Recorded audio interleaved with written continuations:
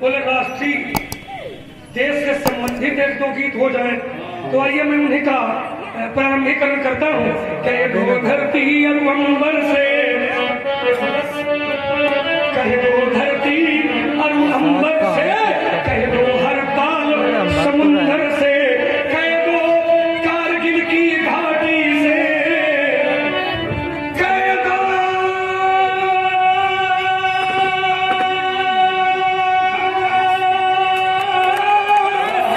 कारगिल की घाटी से, गुवाहाटी से, चौपाटी से, कहे दो दुश्मन की माटी से, कहे दो लोभी मक्कारों से, ये जासूसी करने वालों से, कहे दो लोभी मक्कारों से, वो जासूसी करने वालों से, जो मेरा आंगन तोड़ेगी, जो मेरा आंगन तोड़ेगी, वो भुजा तोड़ दी जाएगी, जो मेरा आंगन तोड़ेगी, वो भुजा तोड़ दी जाएगी, वो जो आग उठेगी इस भारत पर, वो आग फोड़ दी जाएगी, क्योंकि जिस देश का दाना खाते हो, जिस देश का दाना खाते हो, अब पीते हो जहां का पानी, उस देश के काम नहीं आए तो है बेकार जवानी। कभी वही है कविता में, कभी वही है कविता में, जो भरे भाव तूफानी, और एक बार सब मिलकर बोलो, बोलो एक बार सब मिलकर बोलो कि हम हैं हिंदुस्तानी। ये जज्बा जंग का, ये जज्बा जंग का कभी चुक नहीं सकता, काफिला कुर्बानियों का रुख कभी रुक नहीं सकता। देशद्रोही लगा ले चाहे जितनी जान, जब तक बदन में जान है तिरंगा झुक नहीं सकता। क्या बात करते हैं आप भी? कोई साधारण खेल है कि कोई भारत माँ का आंचल खींचने का साहस नहीं कर सके? अब कोई इस भ्रम में न रहे, अब कोई बार बार ये न कहे, अरे कोई मत रहे इस भ्रम में कि ये भूमि बांट ली जाएगी, और जो देश बांटना मांगेगी वो जीव काट दी। हम सीमा पार कर आए हैं, हम सीमा पार कर आए हैं, ये सहते सहते सहने की इसलिए जरूरत आन पड़ी, अब चिल्ला चिल्ला कर कहने की। अरे जो भारत को माता समझेंगे, ये जो भारत को माता समझेंगे, उनसे कुछ कहना नहीं होगा, पर पल पर को देशद्रोही अब हमको सहन नहीं होगा, पर पल भर को देशद्रोही हमको सहन नहीं होगा। अरे जो भारत को घर समझेंगे, जो भारत को घर समझेंगे, उनका भी आधार यही होगा। एक परिचय के लिए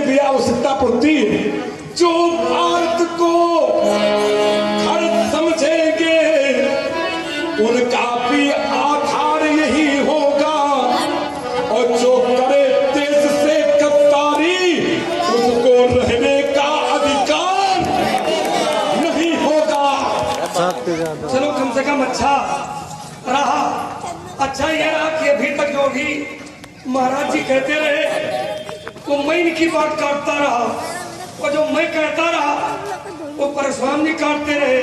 लेकिन देश की जब बात आई तो इन्होंने मेरी बात नहीं काटी, और मेरा भी ये धर्म कहता है कि हमको भी इनकी बात काटनी नहीं चाहिए। लक्ष्मण बहुत अच्छी बात कही। तुमने कहा हमने काटा, हमने कहा तुमने काटा, ये हमारी आपकी व्यक्तिगत लड़ाई थी। लेकिन जब देश की बात आई तो आप भी हमारे, हम भी तुम्हारे, यही शिक्षा हमसे आपसे लेकर के समाज को जानी चाहिए कि देश में चाहे कितना लो, लेकिन जब देश की बात आ जाए तो एक साथ रहो। बहुत सुंदर। और इसी संदेश को देने की आवश्यकता भी है, क्योंकि देश रहेगा तो हम रहेंगे, तो हम रहेंगे, और अगर देश नहीं रहेगा तो मित्र फिर हम भी नहीं रहेंगे। अगर देश रहेगा तो हम आपस में लड़ लेंगे, क्योंकि नियम कहता है, क्या कहता है कि अगर घर में है और घर की लड़ाई हो रही है, लेकिन घर की लड़ाई में कोई बाहरी बोलने लगे तो घर की लड़ाई बंद कर दो, फिर बाहरी व्यक्ति से निपटो, है ना। अगर गांव में हो रही है, कोई दूसरा गांव का व्यक्ति बोले लड़ाई लड़ने लगे तो गांव की लड़ाई पर विराम लगाओ, दूसरे गांव से लड़ो।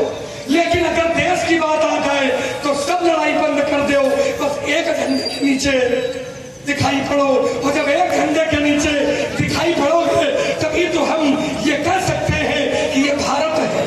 क्यों? क्योंकि ये भारत केवल देश नहीं है, ये भारत देश जिसकी श्वास से संगीत बनता है, और यहाँ जो शब्द बोला जाता है वो मंत्र बनता है। इसीलिए दुनिया में इतने देश हैं, लेकिन आज तक किसी विदेशी धरती पर भगवान ने कोई अवतार नहीं लिया। जब भी अवतार लिया तब तक भारत की धरती पर ही अवतार लिया।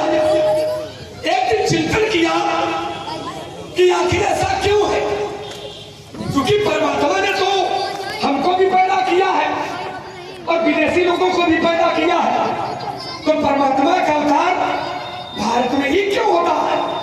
तो चिंतन किया तो एक निष्कर्ष मिला कि दुनिया में देश बहुत है, लेकिन किसी भी देश को माता के नाम से नहीं जाना जाता है, और जहां माता होती है वही बच्चा पैदा होता है, क्योंकि बिना माँ के बच्चा पैदा नहीं होता है। और जब दुनिया में कोई देश माँ है नहीं तो भगवान कहाँ पैदा हो? अरे भगवान तो वही पैदा होंगे जहां माँ होगी। कारण है ना, क्योंकि जो भारत की संस्कृति है वो मातृ शक्ति प्रधान है। हमारे यहाँ पत्नी एक की होती है, लेकिन माता हर एक की होती है। ये भारतीय संस्कृति है। यहाँ पर पत्नी एक की, लेकिन माता हर एक की। विदेशी संस्कृति ठीक उल्टी है, वहां पर माता एक की, लेकिन पत्नी भगवान जाने कितने की। उसका कारण बड़ी सुंदर व्याख्या कर रहे हैं। उसका कारण है भाषण दोगे बीच में। अरे गीतों की भाषा गीतों से हो जाती है। बीच में तुम्हारा भाषण हो गया, तुमको कष्ट हो तो हम यही सब मात्रा में कर दें। अरे तुम मर जाओ, मैं तब बड़ा कष्ट होगा। तुम मर जाओ, तुम मर जाओ। बड़े त्यागी बड़े त्यागी क्या भाषा बोलते हो? भाषा में कोई संज्ञा नहीं है तुम्हारे। इंग्लिश शहीदों में नाम लिखाता है। अरे कम से कम मंच पर खड़े हो, इसकी भाषा है कुछ, इसकी मर्यादा है, इसका तो क्या मत हो। कम से कम हमारी एक ही भाषा है कि केवल 4 मूर्खों की भाषा बोलते हो। कम से कम परशुराम बने हो तो उसकी गरिमा। हाँ, वो गरिमा तक बहुत हमें है। तो गरिमा का लागत कौन नहरिया बहाया है, विदेशों में हो चले आए हो क्या उससे? हाँ, उसका कारण है क्योंकि भारत में पति पत्नी का जो संबंध है ये संस्कार है। भारत में पति पत्नी का जो संबंध है ये संस्कार है, और विदेशों में जो संबंध है ये संस्कार नहीं, वो व्यापार है। उसकी संस्कृति से हमें क्या लेना लेना देना है, क्योंकि विदेशी संस्कृति भारतीय संस्कृति पर अपना प्रभाव डाल रही है। तुम्हारे इसलिए समाज का जरूरत है, तुम्हारे जैसे लोग, इसलिए समाज को जरूरत है बताने के लिए, तुम्हारे जैसे पागलों के लिए नहीं है। अब देख लो वाणी का संयम ही हो, क्योंकि जैसी बोलोगे वैसा ही पाओगे। पागलों हम बहुत संयम बरत रहे हैं। बुद्धि का संयम। आप कई बार पहचान तुम अंधा हो, तुम ये हो, भाषा पे हमने कई बार संयम बरता। अपनी भाषा देखो, कहते हैं कि पागल हमने अपनी भाषा देखो। इसलिए कहा था कि भाषा ठीक नहीं है, आप परशुराम बन के आए, ये तो भाषा की मर्यादा का पालन सीखो। परशुराम बने हो कहे, और भाषा जानवर चलाने वालों की कहे अधिकार है, अधिकार भाषा जानवर चलाने वालों की अधिकार। तो ये ठीक नहीं है। तुम्हारे भाई जिस पात्र का चरित्र कर रहे हो, कोई उस पात्र में ये नहीं, मर्यादा के अनुसार भाषा बोलो। मंच पर हो तो मंची भाषा अलग है, तो मंच के नीचे की भाषा अलग है। तो मंच के नीचे वाली भाषा तो मंच पर बोल रहे हो। हमने मरने के लिए कहा, हमने एक शब्द चरित में लिखा, एक शब्द अभी तक हमने कोई ऐसा नहीं बोला है जो अमर्यादित हो। अच्छा, ये पहली बार ये बोलने के लिए बात ये पागल में क्या कर सकता, पहली बार चूंकि तुम्हारी भाषा ठीक ना है, हमें कहने के सिर्फ बिगाड़ो नहीं। आइए चार पंक्तियां हमारी फिर बिगाड़ना स्वभाव है, भाषा में लगाम नहीं है। अब तुम भाषा पढ़ा नहीं पाते हो, हम भाषा पढ़ाते जब हम उसको पढ़ाते हैं। अभी भाषा पढ़ता हूँ, मुंह बंद करो बस खाली। अभी भाषा पढ़ाता हूँ, खिसिया के न बोलो। भाषा अभी पढ़ाता हूँ, मुंह बंद करो। नहीं, हमसे ज्यादा खराब अरे तुमसे ज्यादा क्या कर लोगे, क्या कर लेगा तू? सुन ले, ये तुम बुरा खानदान लग जाएगा तो ये तुम कर पाओगे। तुम बड़ा है की समझ लो, ये तुम बड़ा हो। ये है भाषा, पागलों की भाषा। पागल कहता हूँ, तू दराज पर उतर जा। पागल कहता हूँ उसको। हमको हटाए, तुम मुंह बंद करो, और तुम्हें किताबों तुम क्या हो। चलिए आइए। वही भाषा ठीक बोलो भाई, सामने तुम बात कहे वो भी कोई ऐसा नहीं है। हाँ बड़े तुम तो हो, तुम चारों शंकराचार्य आचार हो। अच्छा, हाँ बड़े आचार हो तुम। क्या बात है, बहुत सुंदर। वही हमारे कहने का चाचा मतलब है कि मंची भाषा अलग है और मंच के नीचे की भाषा छोड़ दी। छोड़ दिया, नहीं छोड़ दिया उनकी तरफ से। एक देश है, एक देश है, हाँ एक देश है जो भारत का पड़ोसी। आपने कहा तिरंगा कभी झुक नहीं सकता, यथार्थ है, और झुकना चाहिए भी नहीं, क्योंकि शास्त्र कहता है और आचार्य कहते हैं। बड़ा प्यारा गीत है हर चीज। एक बार एक माता का पुत्र सीमा पर रखवाली करता है। माता से पत्राचार से बात हुई।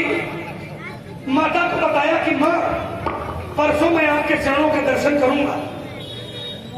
सौभाग्य से वो दिन आ गया। प्रातः काल हुआ, माता ने स्नान ध्यान किया, आरती की थाल सजा ली कि मेरा बेटा आ रहा होगा, उसकी आरती उतारूंगी।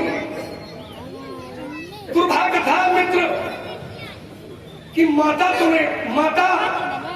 या विचार ही कर रही थी, लेकिन माता का बेटा तो नहीं आया था, लेकिन बेटे का शव तिरंगे में लिपटा हुआ धीरे धीरे उसके सहकर्मी जो अन्य सुरक्षा कर्मी थे वो लेकर के आ रहे थे। जैसे ही माता ने अपने बेटे का शव तिरंगे में देखा तो मैं माता के नेत्रों से अश्रु निकलने लगे और माता व्यासी कहने लगी,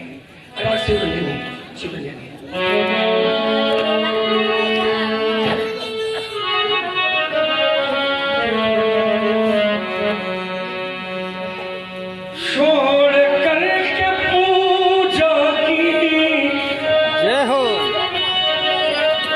छोड़ करके पूजा की, हाल जा